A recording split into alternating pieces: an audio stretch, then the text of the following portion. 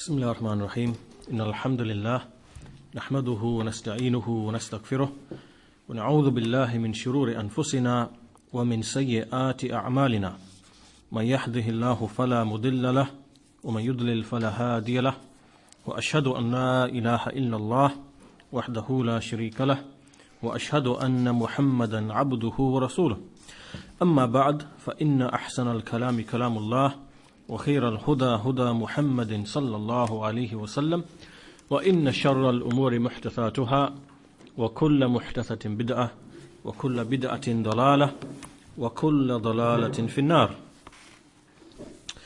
This is our fifth lesson on Aqeedah-at-tahaawiyyah, and in the previous lesson we looked at the statement of Imam al-Tahawi rahimahullah in relation to the eternity of Allah subhanahu wa ta'ala. And so Imam al-Tahawi said, قَدِيمٌ بِلَا إِبْتِدَاء دَائِمٌ بِلَا إِنْتِهَاء, that Allah is eternal without beginning and everlasting without end. And so we mentioned in that lesson a few issues pertaining to the word or to the name Qadim, and how if it's used as a description it is fine, but if it's used as a name, as is done by some of the mutakallimin, those people who spoke about Allah based upon theological speculation, what we call ilm al-kalam, then this is a mistake. And also because the word qadim, it means that which precedes something else. Right? So it doesn't necessarily mean that it is that Allah is the one who is the first, because in the Quran we see the name of Allah used is al-awwal, and so there is a deficiency in this word al-qadim, in the sense, from the point of view of the meaning, that it doesn't really convey the meaning that is found in the name of Allah al-awwal. So for this reason Imam al-Tahawi, he added a phrase, qadimun bila ibtida, qadimun bila ibtida. So essentially the meaning comes to be the same as al-awwal, and we stated in that lesson that this type of wording is from the wording of Ahlul Kalam, and it should really be avoided, and the correct name for Allah, or the correct usage, should be to refer to Allah as al-awwal, the first, before whom there is none. And so today's lesson we will look at the next two statements, and the first of those two statements is really a continuation of the statement that we looked at last week. And so this next statement, La yafna wala yabid, La yafna wala yabid, which means that He does not perish. Allah does not perish. The word yafna, la yafna, He does not perish. Wala yabid has the same meaning. The word yabid has the same meaning, to perish. So here, Shaykh Saalih al-Fawzaan, hafidhahullah, he has some brief commentary upon this, and he says that here al-fana, which means to perish, and likewise wala yafna wala yabid, they actually have the same meaning. Allah subhanahu wa ta'ala is described with everlasting life in the Quran. Al-hayah, al-baqiyah, ad-da'imah, which is everlasting life. Allah says, وَتَوَكَّلْ عَلَى الْحَيِّ الَّذِي لَا يَمُوتُ, that place your reliance upon the one who is ever living, the one who never dies. And so al-fana, this perishing, is something that never comes upon Allah subhanahu wa ta'ala. Allah says in the Quran, and there are other verses in the Quran which are a proof for this statement, which is, Allah says, كُلُّ شَيْءٍ حَالِكٌ إِلَّا وَجْهَهُ, that everything will perish except His face. Surah Al-Qasas, Surah 28, verse 88. And likewise Allah says in Surah Ar-Rahman, كُلُّ مَنْ عَلَيْهَا فَانٍ وَيَبْقَى وَجْهُ رَبِّكَ ذُو الْجَلَالِ وَالْإِكْرَامِ, that everyone upon it, meaning the earth, shall perish, and there will remain the face of your Lord full of majesty and honor. Full of majesty and honor. Surah Ar-Rahman, Surah 55, verse 26 to 27. So the Shaykh says that to Allah therefore belongs al-baqa, which is that Allah is everlasting. However, the creation are the ones who will die and they will be raised, and they were initially absent or non-existent, And then Allah subhanahu wa ta'ala created them and brought them into existence. And then Allah will cause them to die again. They will die again. And then He will raise them once more. And so this shows that this quality of never perishing, then it is unique to Allah subhanahu wa ta'ala, because He does not have any beginning, and nor does He have any end. As we mentioned in the previous statement of Imam al-Tahawi, the one before that, قَدِيمٌ بِلَا إِبْتِدَاء دَائِمٌ بِلَا إِنْتِهَاء. And so this statement here, وَلَا يَفْنَى وَلَا يَبِيد, this is, if you like, an additional emphasis upon the previous statement. As for Shaykh Saalih Aall Ash-shyakh, then he says that with this statement, Imam al-Tahawi rahimahullah, he intends two things. There are two issues he intends. The first one is that this adds emphasis, or it gives additional meaning and connection to Allah's complete life, Allah's perfect life, and Allah's complete self-sufficiency. The fact that Allah is self-sufficient, meaning Al-Qayyum, and Allah is ever-living, Al-Hayy, that this statement, وَلَا يَفْنَى وَلَا يَبِيد, that Allah does not perish, that this gives some additional meaning, and it is a further explanation of the statement that came before it. دَائِمٌ بِلَا إِنْتِهَا, that Allah is everlasting, who never ends. That's the first thing. That's the first purpose or intent behind this particular statement of Imam al-Tahawi. And the second point here is, and the second reason why this statement is made, is that some of the people of innovation, some of the Ahlul Bid'ah, they claimed that Allah's attributes come to an end, or some of Allah's attributes come to an end, and that they perish. And so, or even some of the effects of Allah's names, meaning some of the things which follow on from Allah's names, like for example Allah's mercy, that the effects, Allah's name of Ar-Rahman or Ar-Rahim, His mercy, that the effects of that will come to an end, that they will expire and finish. So the Shaykh says, as for our view, we say absolutely that Allah and His names and His attributes and His actions, that they never come to an end. They are eternal, without beginning, and they never come to an end. And this is different to, again, the people we are speaking of here are the same people we mentioned in last week's lesson, the mutakallimin or the mutakallimun. And these are the people who began to speak about Allah subhanahu wa ta'ala based upon what we call ilm al-kalam. And this ilm al-kalam is something really that the nations before the Muslims, like the Jews and the Christians, they indulged in that as well. They also spoke about Allah subhanahu wa ta'ala based upon this ilm al-kalam. And you see amongst the Jews and the Christians the very same issues that they were discussing about Allah's names, about Allah's attributes, about al-qadr. And so these were found amongst them. And this ilm al-kalam itself has its origins in the language and the philosophy and the logic of the Greek philosopher Aristotle. So they began to incorporate his language and his classification of things, and then began to speak about Allah in that manner. So this was the Jews and the Christians, and then the same thing came to the Muslims.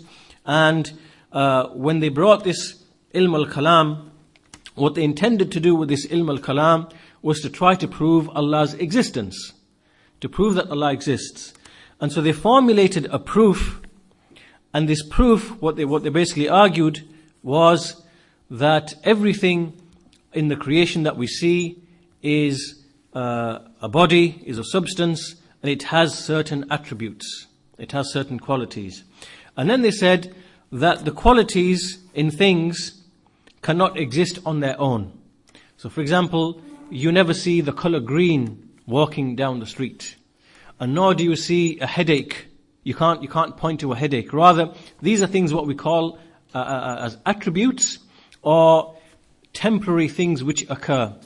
So what they argued was that these things cannot exist on their own. they have to be in a body, or they have to manifest themselves in a body.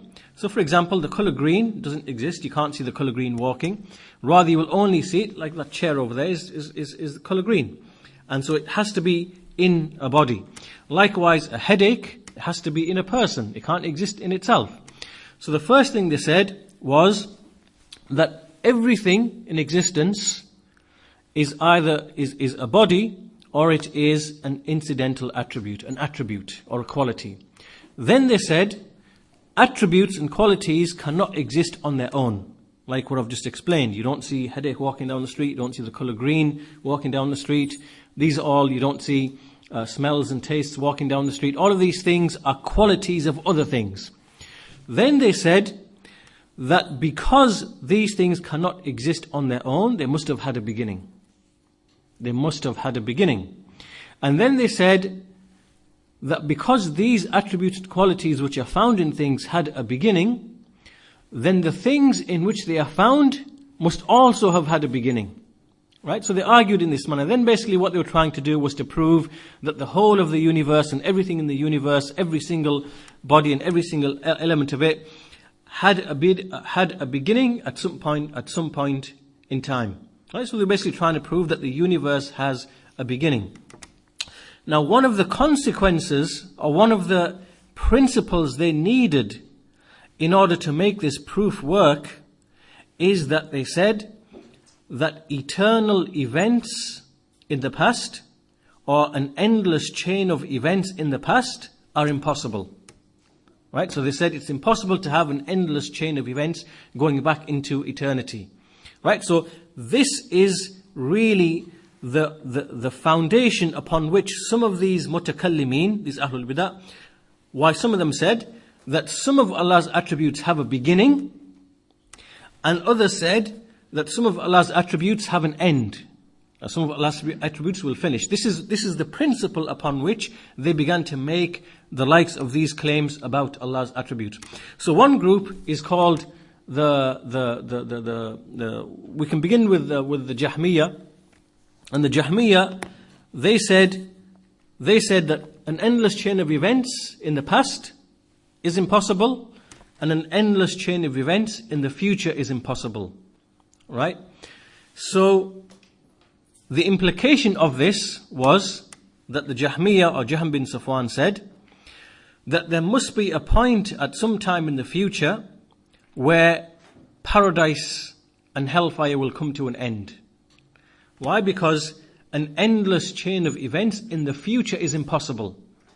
Right? And so the effects of Allah's mercy, or the effects of Allah's punishment, must at some point come to an end, and because an endless chain of events in the future is impossible. So he was of the opinion that paradise will perish and hellfire will perish. And then there were some other people amongst the mutakallimin, the Mu'tazila. They just said that there will come a point at which the people in hellfire will freeze. Everything will come to there will be no motion. Everything will just stop. And they will just, so whatever position the people in hellfire are in, they will stop right like that, and that will, and nothing else will happen thereafter. Again, this is all based upon this false principle that an endless chain of events in the future, an endless chain of events in the past is impossible. And the reason why they made or invented or spoke of this principle, because it allowed them to construct this proof by which they believed they could argue against the atheists and prove Allah's existence. But this principle is false. And likewise, we see that another group called the Karramiyya, these people, they claimed that Allah's attributes, or some of Allah's attributes, must have a beginning. Meaning that Allah existed for a period without having certain attributes. Like, for example, speech. And then Allah became one who was able to speak. Or Allah became one who spoke. And the reason for this is because that if Allah subhanahu wa ta'ala was eternally always one who spoke whenever He willed, this would mean an endless chain of events in the past. This would mean that Allah has always been speaking and can always speak, and because speech is tied to His will and power, then it would mean an endless chain of events going into past and infinity. Right? So this is something that would disagree with their proof. It wouldn't allow their proof to stand, to hold water. So for that reason, they said that Allah existed for a while, and at some point He brought in Himself the ability to speak, or He brought in Himself the attribute of speech. And again, so according to them, it means that Allah's attributes had a beginning. So in either of these two situations, we see that the benefit in what Imam al-Tahawi said, وَلَا يَفْنَى وَلَا يَبِيد, that Allah never perishes, even though He is speaking here of the future, and He's speaking about that Allah's essence and nor His attributes, that they will never perish, then it also applies to Allah, in terms of the beginning, in terms of whether Allah's attributes have a beginning. And this, inshallah ta'ala, He will discuss in the next couple of statements that will come shortly, inshallah ta'ala, or after a short while. But we need to be aware of both of these two things, that Allah's attributes neither have a beginning, and nor do His attributes have an end. Just like His essence does not have a beginning, nor does it have an end. Just like His names do not have a beginning, and nor will they perish. He has never ceased to exist with His names and with His attributes, and as one who does whatever He wills, and who speaks with whatever He wills, whenever He wills.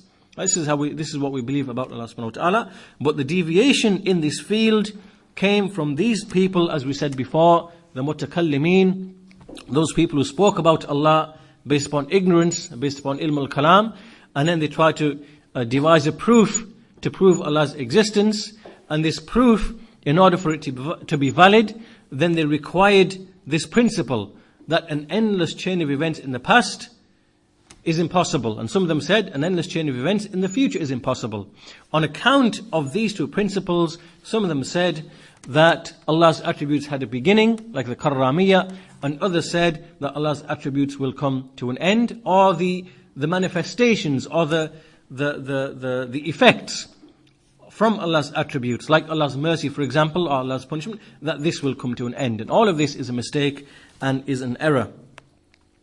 So the Shaykh says after this that we therefore don't define Allah's names and attributes and restrict them to any particular time. Rather, we apply this statement absolutely, that Allah has never ceased and will never cease with His names, attributes, and His actions. We apply this absolutely, and we don't make any limitations or restrictions in this regard.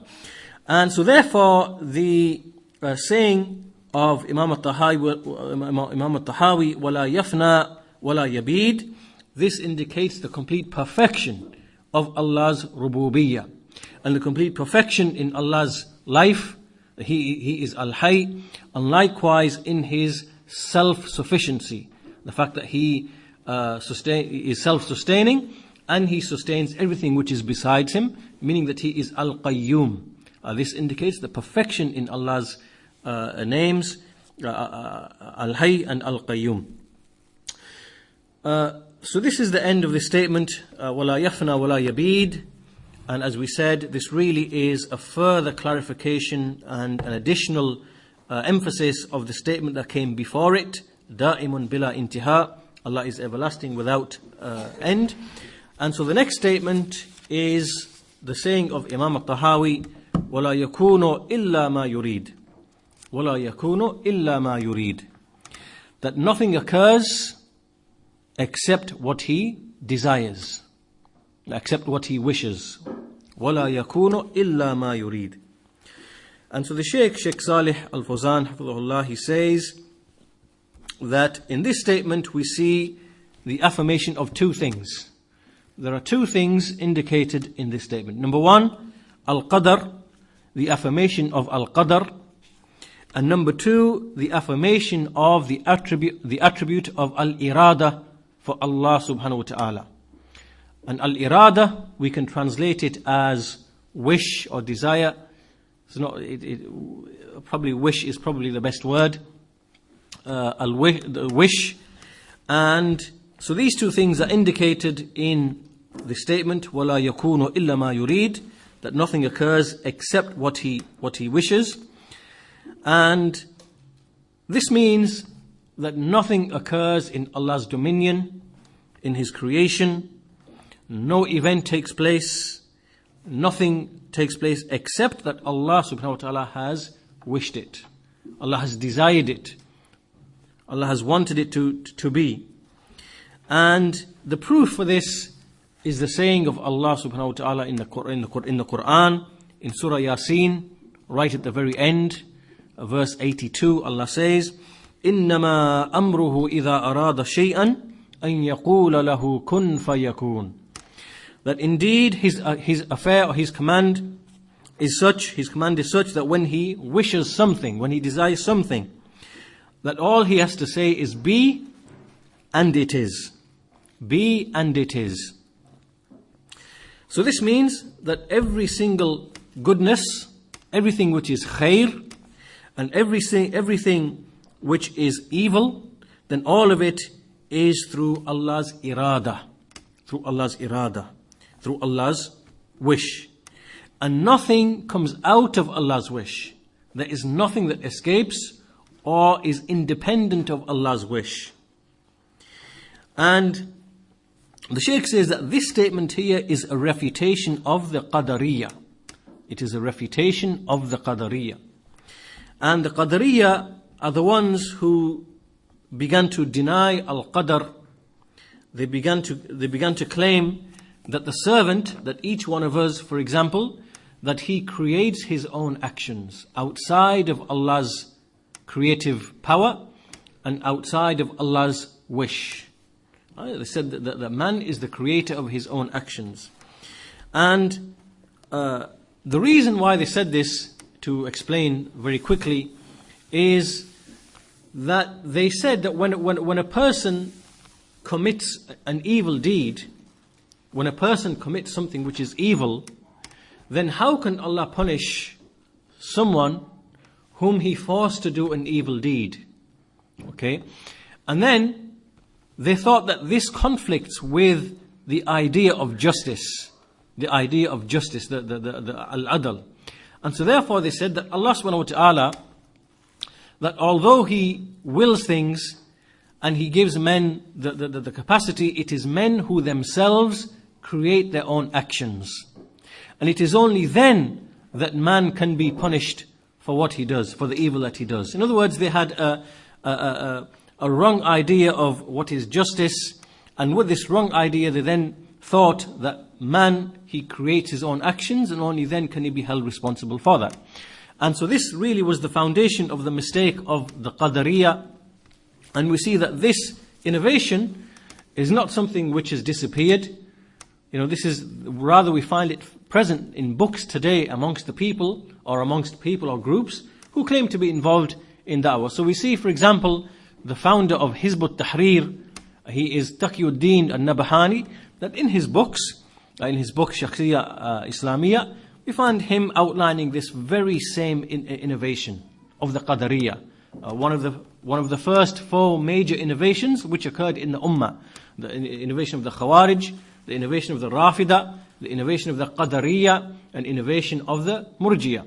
And the Qadariyah, the Messenger ﷺ, he spoke about them and he said that they are the Majus of this Ummah, the Majins of this Ummah. So anyway, this was the foundation upon which they spoke of this innovation. And what we say, and in fact the reality of this issue will become clear when we explain it in a bit more detail from the speech of Shaykh Saalih Aall Ash-shyakh. But basically we believe that every single thing which happens, whether it is man's evil deeds, whether it is man's good deeds, then all of it arises and occurs out of Allah's will and Allah's wish. And so one of the effects of this innovation is that it ascribes inability to Allah subhanahu wa ta'ala. It ascribes the fact that there is something within Allah's creation that Allah does not have control or power over.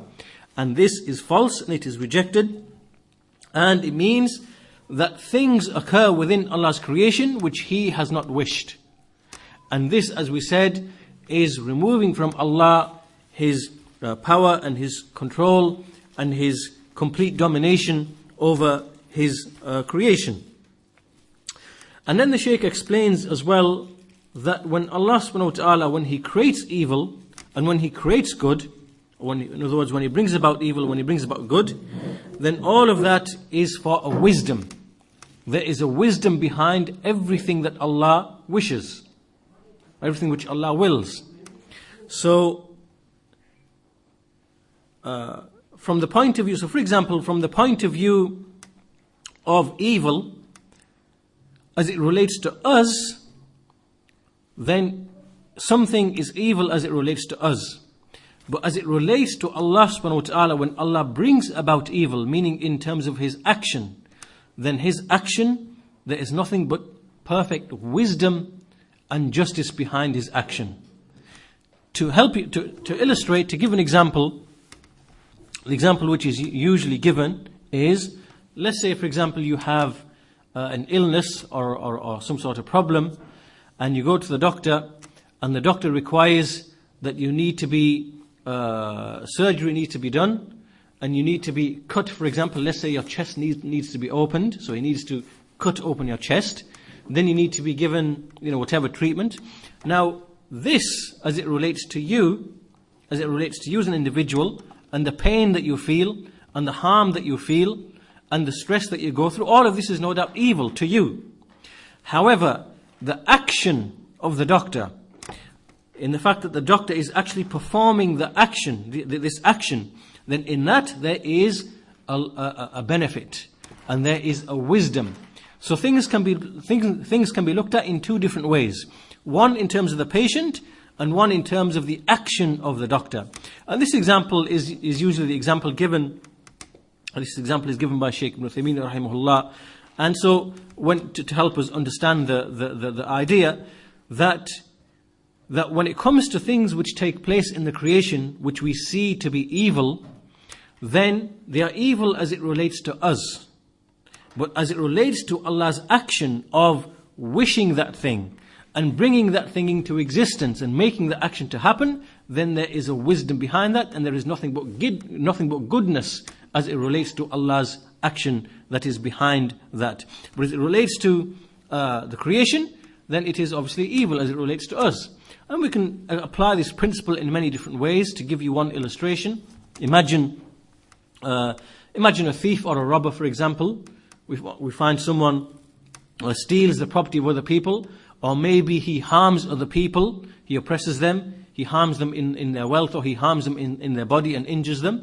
So now the fact that Allah wished and willed this to occur, then as it relates to Allah, we say that there is some wisdom behind these affairs that take place. Allah wished them, no doubt He wished them, and they took place.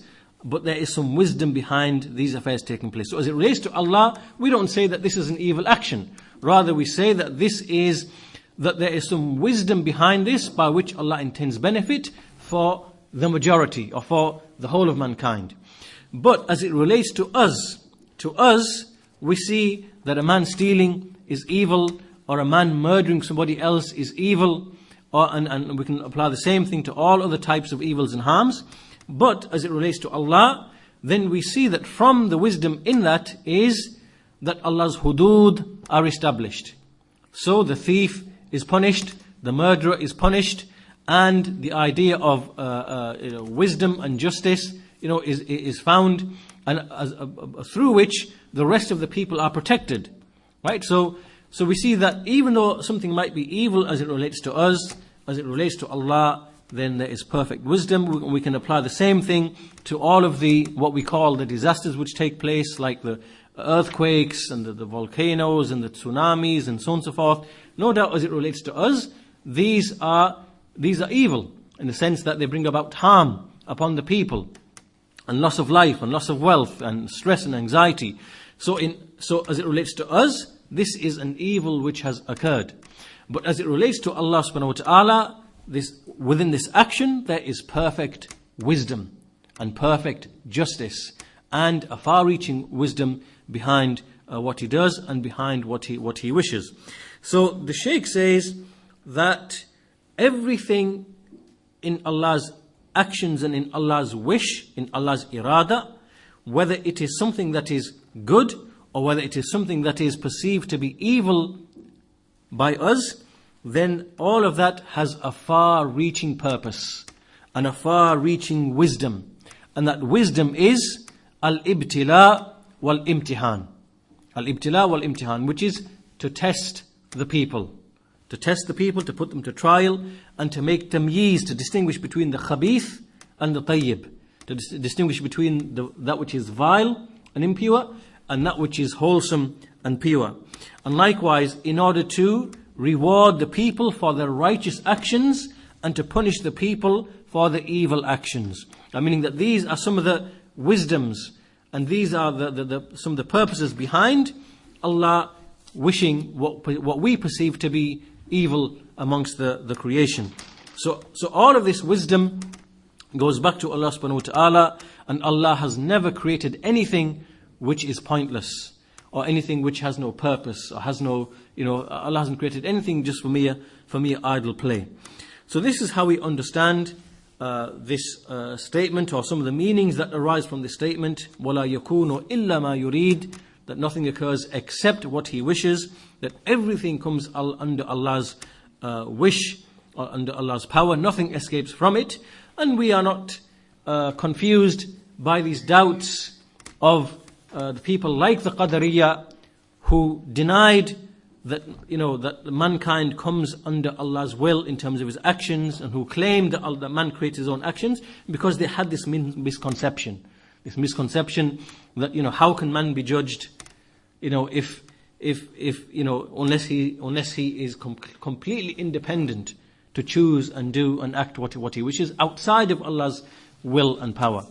So they had a misunderstanding, as a result of which they made an error. And this is why Imam al-Tahawi, you can see here in the opening statements of his creed, you see that he's refuted the groups on the issue of Allah's names and attributes, وَلَا شَيْءَ مِثْلُهُ. We see that he's also refuted the people who claim that Allah's attributes have a beginning or Allah's attributes have an end.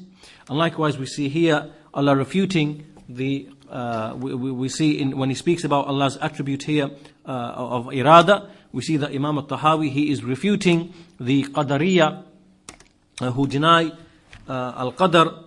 And so this is the end of what has been said by Shaykh Saalih Aall Ash-shyakh.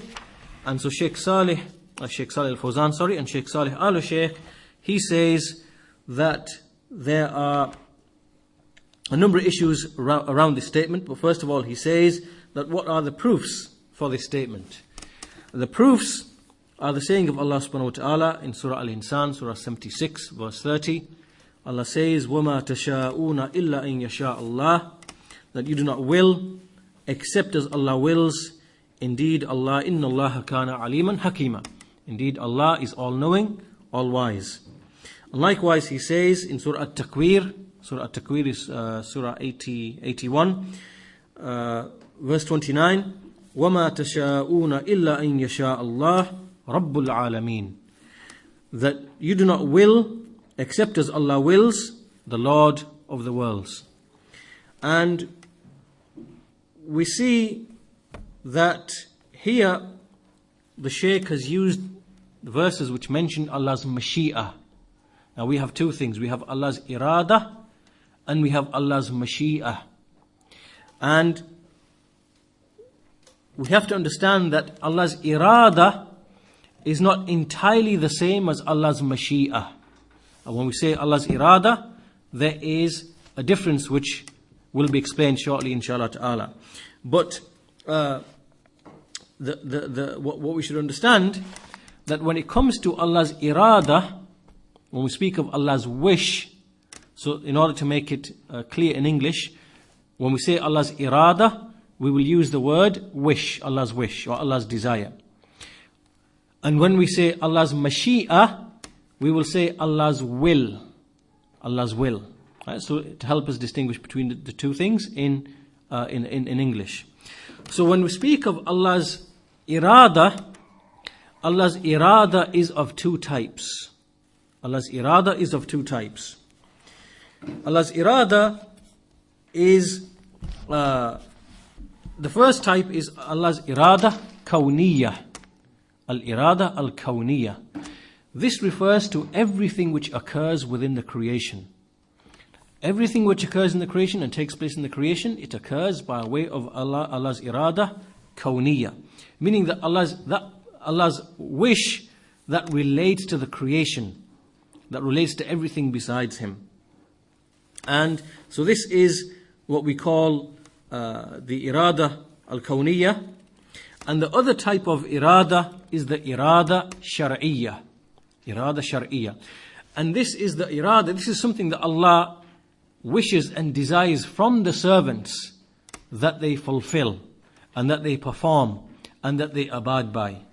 Right, so we as Ahlul Sunnati wal Jama'ah, we distinguish between these two types of irada, and we don't treat them to be the same.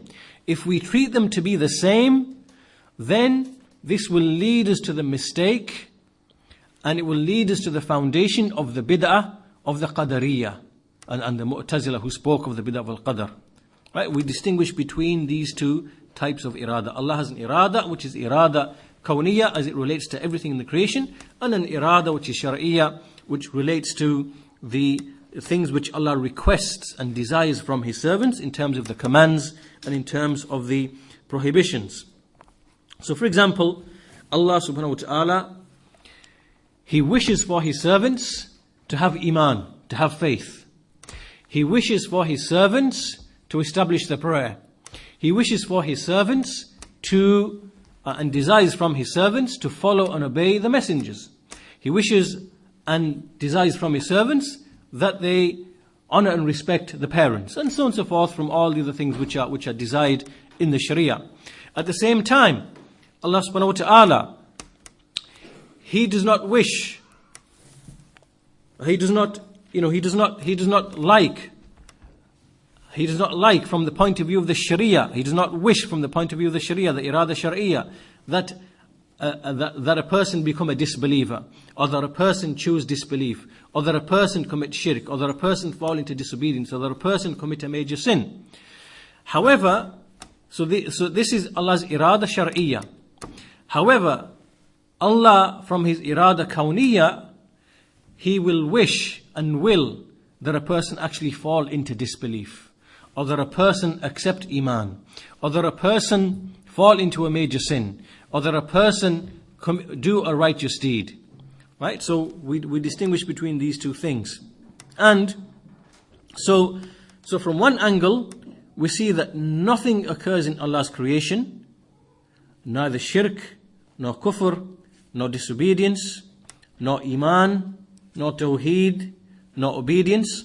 All of these things are exactly the same as it relates to Allah's irada kawniyah. Allah's irada kawniyah. Everything which takes place is exactly the same as it relates to Allah's irada kawniyah.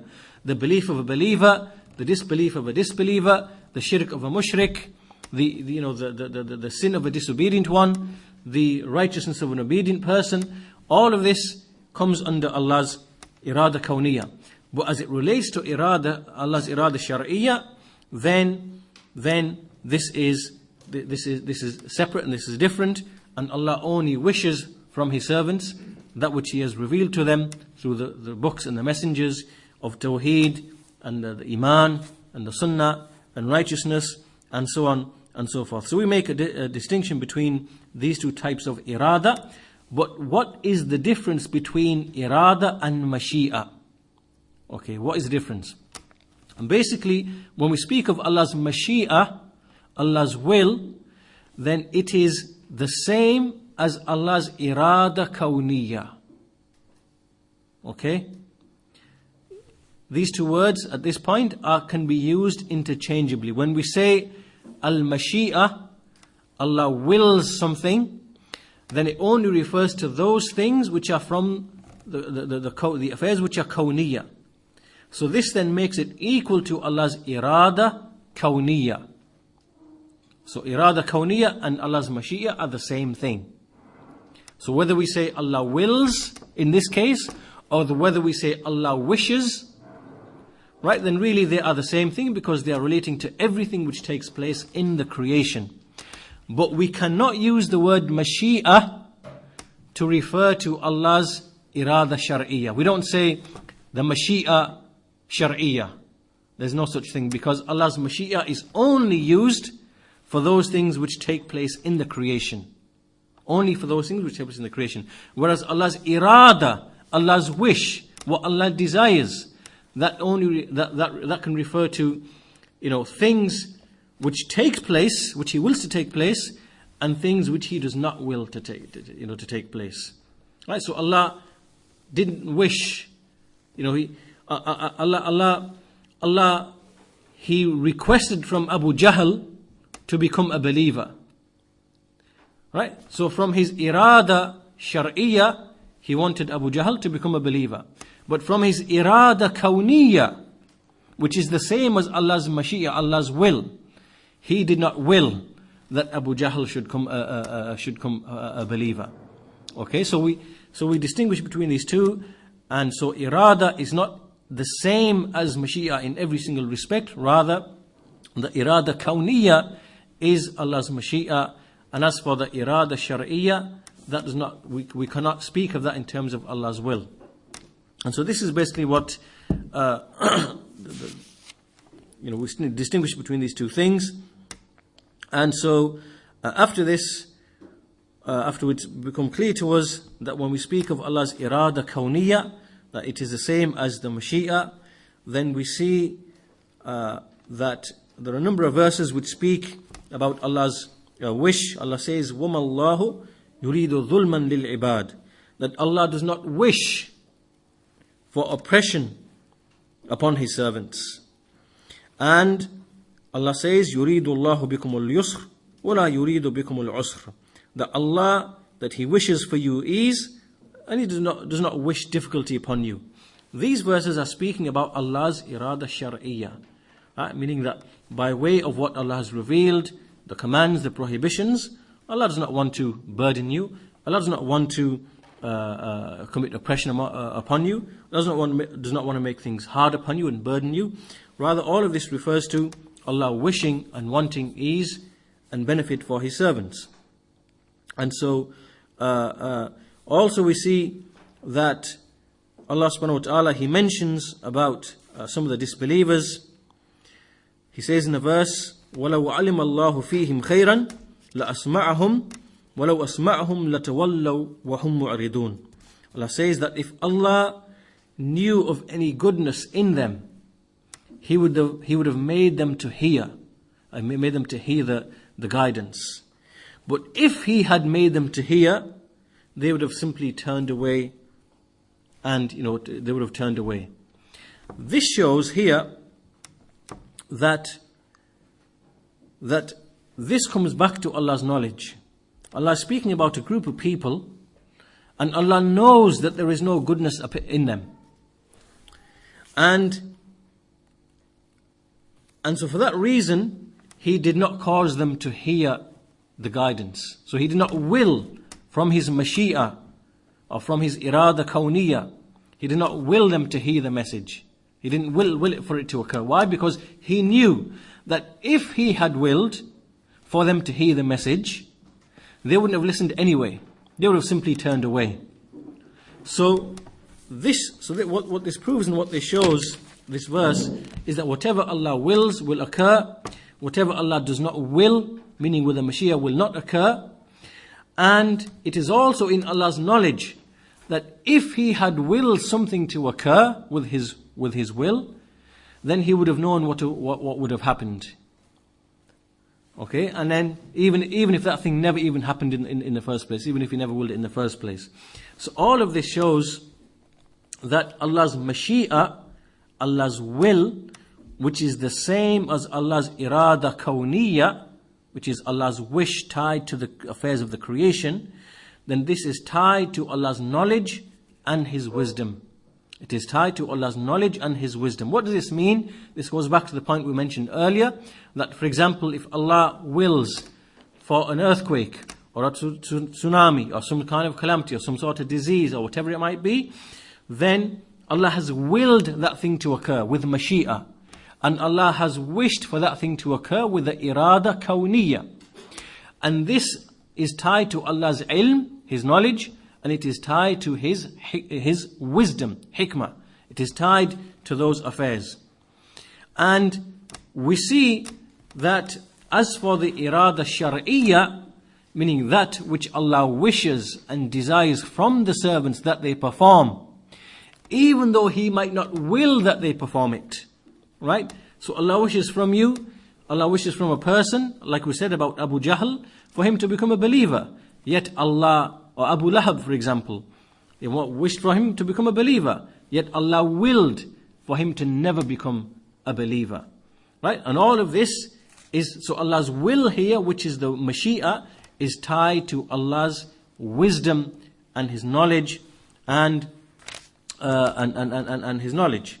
So from this we see that when Imam at-Tahawi says وَلَا يَكُونُ إِلَّا مَا يُرِيد, that nothing occurs except what he wishes, what is he talking about? Which irada is he speaking about? Is it irada shar'iyya or irada kawniyya? Irada kawniyya. This is speaking about irada kawniyya. It refers back to the irada kawniyya. And from this we distinguish, as we said, the important point to take from this is that we distinguish between the irada shar'iyya and the irada kawniyya. And by not distinguishing between these two things, then we fall into the innovation and the mistakes of the people, like the Qadariyya, who could not distinguish between these two things, and they had a misunderstanding about what is the notion of justice, al-adl, as it relates to Allah subhanahu wa ta'ala. And the second point that the Shaykh explains here is that we can look at this thing from 2 points of view, from the point of view of Allah subhanahu wa ta'ala and from the point of view of the servant. So it's similar to what we said before, that when Allah wills a thing, or when Allah wishes a thing with His irada kawniyya, we see nothing but wisdom in that action. But as for the servant, when we see a servant has his wish as well. He has his irada, he has his mashi'a. And he does things according to his own mashi'a. Now it could be the case that Allah's irada shar'iyya, that Allah's irada, that when He requests something from the servant, and when He wills it from His irada kawniyya, that it happens that the servant's irada agrees with that, in the sense that a servant, he does something which agrees with Allah's wisdom. And it could be the case that it does not agree with what Allah has willed or what Allah has wished. To give an example, again, some of this is quite technical, and the best way to really explain it is to give examples. This is when Allah subhanahu wa ta'ala, He wishes from a servant to, for example, let's say to write a will, for example. And so when He writes the will, there will be a certain wisdom behind that, which is that the wealth will be distributed according to His wishes, and there will be no disputes amongst the people who He leaves behind from His family. And so there's a wisdom behind that. And so this is something Allah has requested and wished from the servant. And then the servant, Allah may will, or He may wish from His irada kawniyya, that the servant, that he might do this, or he might not do this. So he might write the will, or he might, his legacy or his will, or he might write it but do it upon injustice, meaning that he gives away more than 1/3 of his wealth, or that he leaves something from someone. So he basically does something which is incorrect. So in this case, even though Allah, in Allah's action, we say here that from the point of view of Allah's irada shar'iyya, meaning what Allah requests and wants from the servant, obviously there is wisdom, because everything in the Sharia there is wisdom.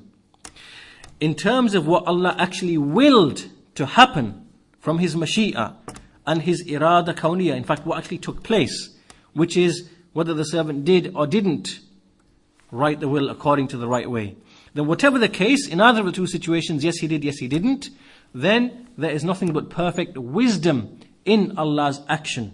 right? In Allah's mashi'a, in what Allah will to actually take place. And likewise in Allah's irada kawniyya. But as for the servant, if the servant agreed with, if the servant in his intention, in his irada, he was intending that I am going to write the will according to the Sharia and give everyone his due right, then here it has happened that by way of Allah's irada kawniyya, that the servant's irada and the irada of the Sharia, it has come together. And if the man didn't, write it according to the Sharia and he pressed somebody or whatever, then here there is no wisdom in that man's action. The wisdom has gone from that man's action, And so even though in Allah's action there is still wisdom, do you understand? So we have to distinguish between all of these different situations, and not to treat them as the same thing, because as we said before, not making these distinctions, it will cause us to fall into the mistakes of the Qadariyah. And so for this reason, the conclusion that we come to from this is that when we speak about Allah's action, then everything which takes place in His creation agrees with wisdom, with hikmah. Right? So this is the lesson that we're taking from this. Everything that He does, that takes place as it relates to Allah, it is in agreement with wisdom, with hikmah. But that cannot be said about the actions of the servants. So as it relates to me and you, that when we do something, then it may or may not relate to hikmah as it relates to us and what we intend, as it relates to the fact that these are our actions. But as it relates to Allah subhanahu wa ta'ala, then it is nothing but perfect wisdom. Again, to give an example, it may be the case that Allah establishes an evil ruler upon the people. This ruler oppresses the people, kills them, murders them, takes their wealth, imprisons them, beats them, and so on and so forth. Right? This action by the ruler is evil. This is evil on behalf of the ruler. And nothing that the ruler does can be said to be wisdom. As it relates to his actions judged by the Sharia. As it relates to Allah subhanahu wa ta'ala, then every single deed of that ruler, all of his murder, all of his killing, all of his oppression, all of his confiscating the wealth, imprisonment and everything, all of that, then we say that in all of that there is a far-reaching wisdom. Because there is nothing in Allah's creation that is not from His wisdom. Okay? So in other words, what we're doing here is that we're trying to separate and distinguish between the actions of the servants and what can be said about them, and the irada of the servant, and likewise the actions of Allah and the irada of Allah, which is irada shar'iyyah and irada kawniyya. So everything which is from Allah's irada kawniyya, meaning that Allah's wish that relates to the created affairs, which is the same as mashi'a, then all of that is perfect wisdom as it relates to Allah subhanahu wa ta'ala, as it relates to the actions of the servants and their will and their wish. Then we can't say the same thing, that there is wisdom in that, unless it agrees with Allah's irada shar'iyyah. Unless it agrees with Allah's irada shar'iyyah. So the conclusion here then from this is that everything that is good is ascribed to Allah subhanahu wa ta'ala, meaning that everything which takes place as it relates to Allah is goodness and wisdom. And evil is not to be ascribed to Allah subhanahu wa ta'ala. We don't say that that Allah performs evil or Allah does evil. This cannot be ascribed to Allah's action. Rather, we say Allah creates evil, and in His action of creating evil, there is perfect wisdom and justice. That in Allah's action of creating evil, it is perfect wisdom and justice. But as for the evil, it exists only amongst His creatures and the created beings. But as for Allah, like when Allah, as we said, in all the examples that we gave, whether a thief steals, whether a murderer he murders, whether a ruler oppresses and kills and confiscates wealth, whether a tsunami takes place or an earthquake takes place, all of these are from Allah's actions. And in Allah's actions, each of those actions are perfect wisdom and justice. But as it relates to us, then the evil is found amongst us. So the killing of a murderer is evil, the stealing of a thief is evil, and so on and so forth, to all the other things that we find, diseases and other disasters, all of that we treat that to be evil as it relates to us. And so from this, Allah's irada is always in accordance with hikmah. This is what you should be writing down as the conclusion, that Allah's irada is tied to His ilm and hikmah. Allah's irada is tied to His ilm and His wisdom, to His knowledge and His wisdom. And so, whether that is, so in the Sharia, what we see in Allah's Sharia, all of the legislations and the commands, and all of that is perfect wisdom and justice. And likewise in what Allah wills to occur from His irada kawniyya, and what Allah wills to occur from His mashi'a, all of that likewise is from perfect justice. Nothing takes place except which is just and perfect wisdom, hikmah. All of that is tied. And the Shaykh says that again we have many other issues branching off from this discussion, like for example, what is dhulm, what is oppression, what is justice, what is there's many other things to do with disbelief taking place and sin taking place, and a man and his own actions, does he create them? All of these are separate issues, but because later on in At-Tahaawi's creed we see that Imam At-Tahaawi discusses the issues of qadr in a bit more detail, then these issues will be dealt at the appropriate point in At-Tahaawi's creed when we come to that, inshallah. But for now, the purpose here behind the statement وَلَا يَكُونُ إِلَّا مَا يُرِيدُ وَلَا يَكُونُ إِلَّا مَا يُرِيدُ, that nothing takes place except what He wishes. Then what we need to take away from here is, first of all, everything comes under Allah's wish. Nothing escapes Allah's wish. And by wish we mean Allah's irada. And Allah's irada itself is of two types, the irada shar'iyya and the irada kawniyya. And when it comes to mashi'a, when we use the word mashi'a, then by mashi'a we do not treat it to be exactly the same as Allah's irada from every single respect. Rather, we say that there is Allah's irada shar'iyya, which is what Allah wants from His servants and requests from His servants, that they abide by the Sharia. This is what we call irada shar'iyya. And then there's the irada kawniyya, which relates to what actually takes place. Right? So it's not the case that it is not the case that Allah loves everything which He wills to take place. Right? So if Allah wills Abu Jahl or Abu Lahab to be disbelievers and to remain disbelievers, then it does not mean that Allah loves what He wills to take place. Rather, Allah dislikes disbelief. Allah dislikes shirk. Allah dislikes disobedience. So again, we have to be clear about these issues, that not everything that Allah wills from His irada kawniyya or from His mashi'a does He actually love. Right? So that's another issue, inshallah, that maybe we'll discuss when it comes later on. But these are some of the points that we should try to associate with this particular point of Imam At-Tahaawi, وَلَا يَكُونُ إِلَّا مَا يُرِيدُ. I know that some of the issues here are quite technical and maybe difficult to grasp without lots of examples. But inshallah, if there's anything that's not unclear, then if you have any questions, we can address them, inshallah ta'ala. Otherwise, as we said, this issue is dealt later on in At-Tahaawi's creed, where he discusses al-qadr in more detail. So maybe those issues will be expanded upon at the relevant point, inshallah ta'ala. So if you have any questions on anything that's been said, feel free to ask before we conclude.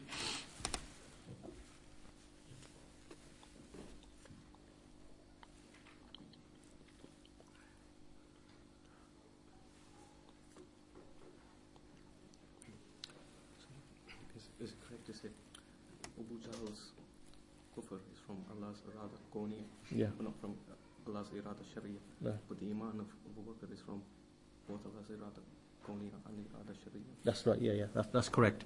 So when we see, for example, that the kufr of Abu Jahl and Abu Lahab, that is from Allah's irada kawniyya, in that Allah willed it to occur and decreed for it to occur, and so it occurred. but it is not from Allah's irada shar'iyya.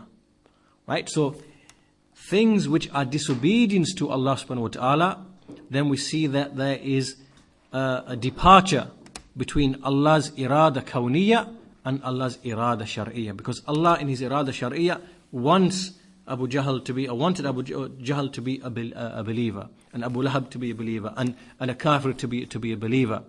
Okay? But as it relates to, for example, Abu Bakr radiyallahu anhu, when he became a believer, then there is agreement between Allah's irada kawniyya and so in other words, the two types of irada come together.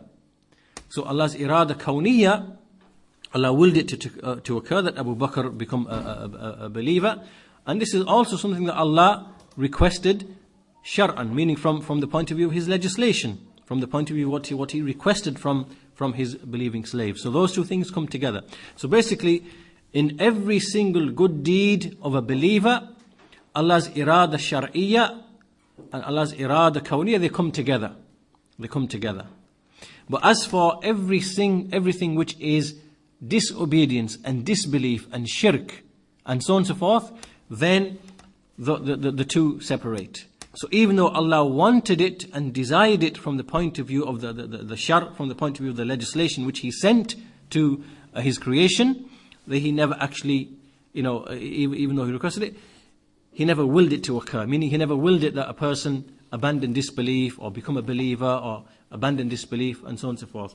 So yes, that's the easy way to remember that in every deed of goodness, the two come together, and in every deed of disobedience, then the two separate. The two separate.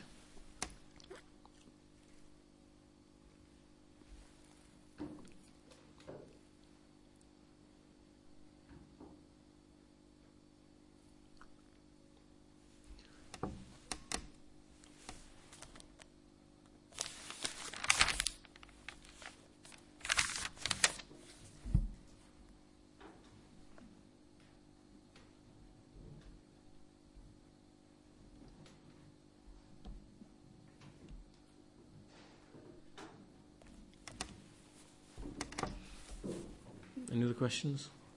All clear? Test you on it then, yeah? Okay. So, unless, what are the two types of irada then? Okay, what is each one?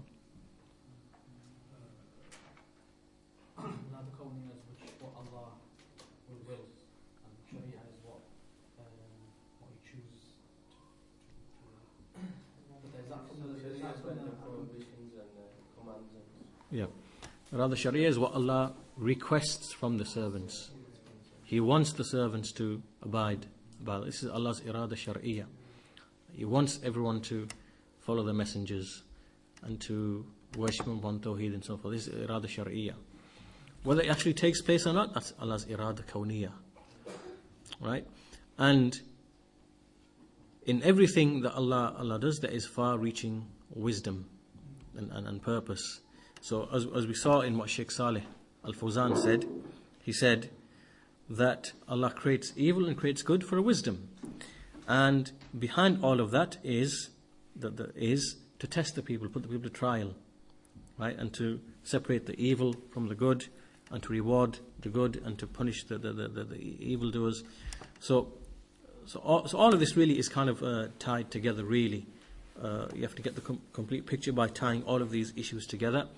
And it comes back down to Allah not creating the creation, without any purpose. Allah created for a wisdom, for a reason. And so He sent messengers and books which explain His irada shar'iyya, right? Which explain to the servants what's required from them and what they ought to do and how they ought to behave and how they ought to worship Allah alone. This is what Allah wants from them. But from Allah's irada kawniyya, then, meaning in terms of what Allah wills to happen in the creation, then that in that there is perfect, complete wisdom, through which Allah, as we said, tests the people and separates the evil from the good, and the and so on and so forth. So for that reason, not everyone is a believer. If Allah willed, everyone would have been a believer, but He never willed. And what's the reason for that? There's a far-reaching wisdom and a purpose behind that, which is what? Which is to raise the believers and to lower the disbelievers, and to reward the righteous and to punish the sinful, because that's the far-reaching wisdom behind Allah's creating the creation. So these affairs that take place amongst the creation of what we seem to be evil, what appears to be us to be evil, and Allah willing it to occur, like the disbelief of a disbeliever and the sin of a believer, all of that, there is a wisdom and a reason behind that, which all leads to, as we said, this great goal or this great objective, which is to test and to put the people to trial, and to put some into paradise and to put some into hellfire, and which Allah had already decreed when He took the souls of the son of Adam from Adam, and decreed a portion for the hellfire and decreed a portion for paradise. So Allah gave full choice to disbelievers to become. Yeah, everyone has full choice. No one feels compelled to do anything, right? And this we know, and this argument against al-qadr is really futile, and the best way to argue against people who make this claim is really to give two examples. And this is something that no one can really deny. The first example that you give is that if you had two routes or two journeys to arrive at a certain destination, and on the first route, if you went that way, you have highway robbers, there's no stops, it's long, it's windy, it's rocky, it's this and that, whatever, and that's one way you can choose. And the second way, if you chose the second route, you find that it's the shortest route, people are nice, there are stops on the way, there is this, and every person knows that he will be free to choose one or the other. These are choices that come to you every day in your life, and no one at any time feels that he has ever been forced to make a choice. Right? Everyone always chooses that which is going to be what they perceive to be good for them, what they perceive, and keep away from what they perceive to be evil from them. And so the idea of choice, everyone feels and knows that they have choice. No one can, not even a disbeliever, can deny that they have complete, perfect choice in what they choose and what they do. That's the first thing.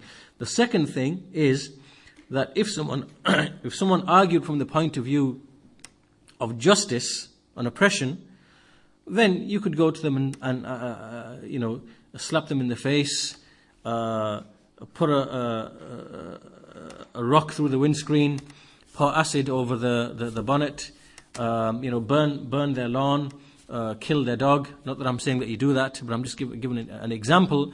And then you could do all sorts of oppression to them and say, Allah decreed for me to do that from Allah's qadr. I was compelled. So there's no notion of justice and oppression. Right? So you can't say nothing to me, you should just be happy with it. Right? And of course no one is going to really accept that line of reasoning. Not even a disbeliever is going to accept that line of reasoning. No one's going to accept that line of reasoning. Rather he will know that there is an idea of justice present, which everyone, because this idea of justice, al-adl, and a notion of oppression, is something that's from the fitrah. There are some things which are from the fitrah. From the fitrah is everybody knows that everything which is originated has an originator. Right? This is something that everyone's fitrah will immediately recognize. This is from the things that Allah has put within a soul and within the creation, in their fitrah. That everyone knows that if a glass fell on the floor, it didn't fall on the floor by itself. Now, and if a glass is found on the table, it didn't come there by itself. Someone put it there. Right? So every originated thing has an originator. Also from the things is that every soul knows it has inherently the notion of justice and oppression. Right? So if you just walked up to somebody on the street and just punched him in the face for no reason, then everyone who sees this, because they still have aspects of the fitrah within them, they will know that this is injustice. This is wrong. That's why even the atheist, because you still see aspects of the fitrah coming through in an atheist even. Right? He will know that that injustice is injustice. He will know that. Right? But what we see with the atheist is that he tries to cover and bury that fitrah. Okay, so but even though sometimes that fitrah will come through and it will manifest itself in his behavior or in his speech. So even this idea of knowing something to be an injustice, then this is, as we said, in the fitrah of all people. And so when you use this argument against even a non-Muslim or an atheist about this idea of justice and that there has to be responsibility for people in the actions, it's something that they can't deny. So otherwise you give them that example that, if I slapped you and, did this and did that, the other, whatever, and damaged your property and whatever, then, there's there's no such thing as justice. So how can you hold me responsible? So you have no. So obviously that's what we call an argument for morality. So from your choice, something that Allah willed happen. Yeah. You chose to do the action, but you are within Allah's complete power and control and mashi'ah. Nothing you do, it comes outside of Allah's mashi'ah. But Allah, in willing you to do that thing, there is a perfect wisdom in Allah's action, in willing you to do. So in the atheist being an atheist, right? Even though the atheist has chosen to be an atheist, right? Even though the proof is established against him by way of his fitrah and by way of the messengers and books being revealed, right? So the hujjah is established upon him, right? And he's chosen his path, right? So it's perfect wisdom and justice that he enter the fire. So he can't argue from the angle, right? And as we said, he can't argue against the idea of justice either, and oppression either, because inherently he knows the idea of justice and injustice is real and true. By way of the example that I've given to you, that if you slap him in the face, break his leg, kidnap his cat or whatever else you want to do, and tell him that you've got no right to invoke any idea of justice or injustice, right? Because this is hypocrisy on your behalf, right? Because where do you get your idea of justice from and injustice from? There is nothing, So he has to accept that there's an idea of justice and injustice, right? So that is, and so when it comes to Allah willing disbelief upon a person, or Allah willing sin upon a person, right? The person has complete choice to do that. A person is completely free to go and steal, to murder, to rape, to whatever, to perform his obligations, not perform his obligations. No one feels compelled to do anything, right? A person doesn't say when he, for example, enjoys his food, I was compelled to eat the food. He knows he desired and willed and wished to eat that food. He knows he chose and wanted to eat that food. So when it comes to the good things, he will readily accept that yes, I willed and I wished and I have a desire and I wanted to. So when it comes to good things, obviously now there is a will and a wish, and he knows that he's got the choice, and he feels and he knows he's got the choice to do that. When it comes to the evil he performs and creates, Allah forced me to do this. Allah wished to do this. Allah. So we can see the hypocrisy as well, that in this argument there's a lot of hypocrisy, and really people follow the desires, whether they are sinful Muslims or whether they are atheists and disbelievers who try to invoke this idea of justice and injustice. So basically what we say is that in every single thing that Allah does, like what Imam al-Tahawi said, وَلَا يَكُونُ إِلَّا مَا يُرِيد, that nothing occurs except what he wishes. So, and his wish, his irada is tied to his ilm and his hikmah, his knowledge and his wisdom. And so everything, the disbelief of an atheist, the shirk of a mushrik, the kufr of a kafir, the belief of a believer, the righteousness of a righteous believer, all of that, there is perfect wisdom in everything. And so everything, the fact that one will get punished and one will get rewarded, all of that is perfect wisdom, perfect justice, is from Allah's adl. And there is no dhulm, oppression in any of that whatsoever, in any of Allah's actions. But there is dhulm in the actions of the servants. Anyway, so inshallah maybe we will expand upon these issues when we come to the issue of al-qadr a bit later on. So with that we conclude today's lesson inshallah, and we'll continue next week with the next few statements inshallah ta'ala. Oh sorry, not next week, in a fortnight from today, because I think next week there will be a lecture inshallah ta'ala, a public lecture by our brother Abu Idris from Birmingham, and so that will be at around 5 o'clock inshallah next week at the same venue. So everyone's we encourage you to come and attend inshallah, and bring your friends and family. And so, but the lesson will continue 2 weeks after that. With that, subhanakallahumma wa bihamdika ashhadu an la ilaha illa ant wa astaghfiruka wa atubu ilayk.